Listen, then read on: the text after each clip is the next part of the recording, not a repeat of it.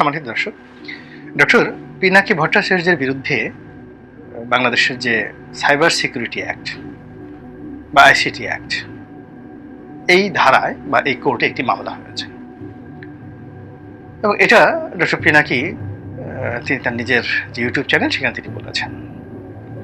বাংলাদেশে পিনাকির বিষয়টি অনেকটা অতি স্পর্শকাতর বিষয় পরিণত হয়েছে, নিষিদ্ধ বিষয় পরিণত হয়েছে।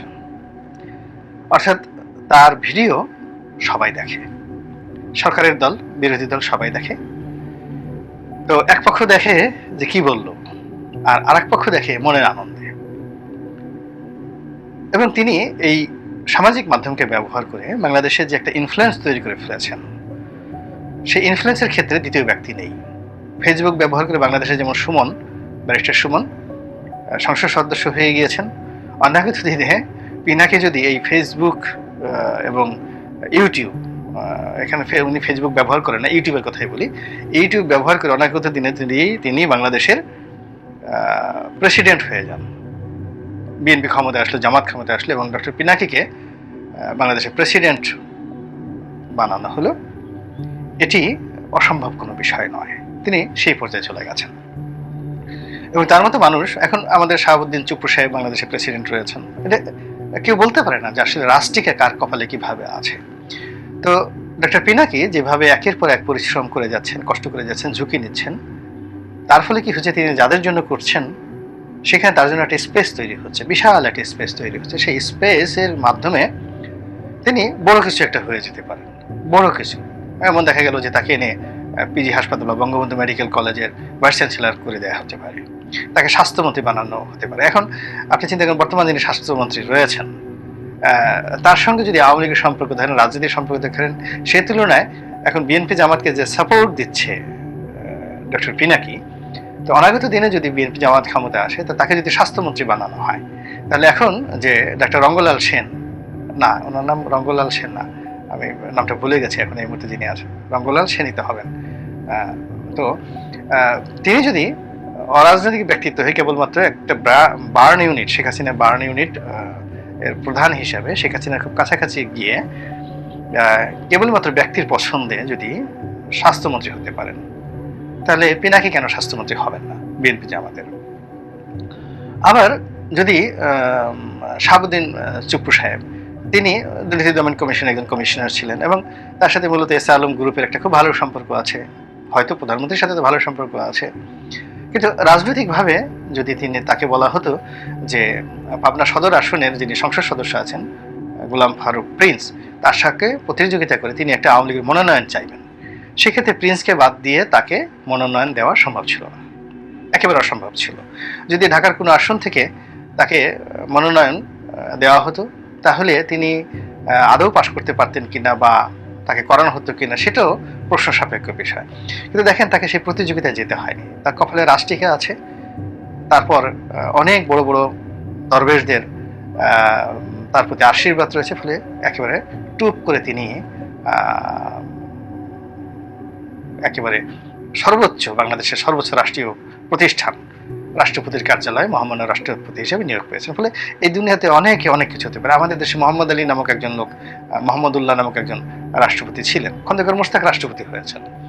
তো যার জন্য এটা বলা যায় না, আমাদের সম্মানিত রাষ্ট্রপতি যিনি কোনোদিন রাষ্ট্রপতি হতে চান নাই এবং রাষ্ট্রপতির পদ থেকে আবার তিনি প্রধান বিচারপতির পদে ফিরে গিয়েছিলেন, বিচারপতি শাহাবুদ্দিন সাহেব। তো তার মতো ইতিহাস তো আছে বাংলাদেশে। এই জন্য ক্ষমতা কখন কোন জায়গায় যায় বলা যায় না। তো পিনাকির ভাগ্যে অনাগত দিনে কি আছে একমাত্র সেই বলতে পারে। এবং এটি যেমন ইতিবাচক দিক, এবং তার যারা প্রতিপক্ষ, তিনি যাদেরকে বাস দিচ্ছেন, যাদেরকে গালি দিচ্ছেন, যাদেরকে আঙ্গুল বাঁকা করে বিভিন্ন জায়গাতে তার আঙ্গুল ঢুকিয়ে দিচ্ছেন, তারপরে তিনি যাদেরকে তুচ্ছ করছেন, তাচ্ছিল্য করছেন, 14 গোষ্ঠী উদ্ধার করছেন, বাপ মা তুলে গালাগালি করছেন, এরপরে কাউকে রাজা বানাচ্ছেন, কাউকে প্রজা বানাচ্ছেন, মানে তিনি পুরো তার যে ভিডিও যে কন্টেন্টগুলো আছে, সেই টোটাল ভিডিও কন্টেন্টে তিনি যে কর্মকাণ্ড করছেন, সেখানে হি ইজ দ্য কিং এবং he is the king maker. তিনি নিজে রাজা এবং তিনি যাকে ইচ্ছা থেকে রাজা বানাচ্ছেন এবং তার সঙ্গে সঙ্গে আবার অনেকে প্রজাও বানিয়ে ফেলছেন। এর ফলে কি হচ্ছে, তার যারা প্রতিপক্ষ, তারা প্রতিপক্ষ হলো যে মরে যাক, ওর গায়ে কিড়ে পড়ুক, ওকে দাফন করা হোক, ওকে জ্বালিয়ে পুড়িয়ে চিতায় ভস্য বানিয়ে তারপরে নদী, সাগর, পাহাড়, পর্বতে ওর সেই ছাইগুলো উড়িয়ে দেওয়া হোক। এই ধরনের একটা বিক্ষুব্ধ মনোভাব তার প্রতিপক্ষের মধ্যে থাকবে, এটা স্বাভাবিক। অথবা কেউ হয়তো মনে করবে যে ইস, যদি একবার পেতাম, ওরা যদি ধরে আনা যেত, ওকে ঢুকিয়ে, হাজতের মধ্যে ঢুকিয়ে একটা বাঁশ ডলা দিতাম, হাউমাউ করে ও কাঁদতো, সেই দৃশ্য দেখতাম। এরপরে ওকে কুচি কুচি করে ওর বিভিন্ন জায়গাতে সুই ঢুকিয়ে দিয়ে তার মধ্যে আবার সেই মরিচের ইনজেকশন, কাঁচা মরিচের, বোম্বাই মরিচের ইনজেকশন ঢুকিয়ে দেওয়ার পরে যে চিৎকার করতো, সেই চিৎকার করলে ও যে আমাকে গালাগালি করছে বা আমাদেরকে গালাগালি করেছে, এইটির ব্যাপারে একটু তৃপ্তি পেতাম। এই ধরনের একটা এক্সট্রিম পর্যায়ে কিন্তু সে চলে গেছে।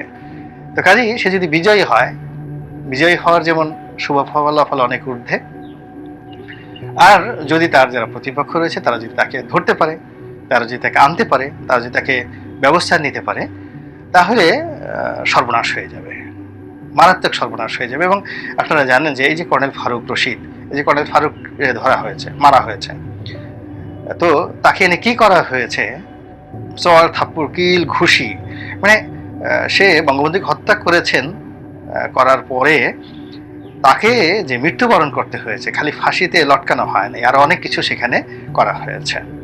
তো এই যে যে জিনিসগুলো পিনাকির ক্ষেত্রে সেটা প্রযোজ্য।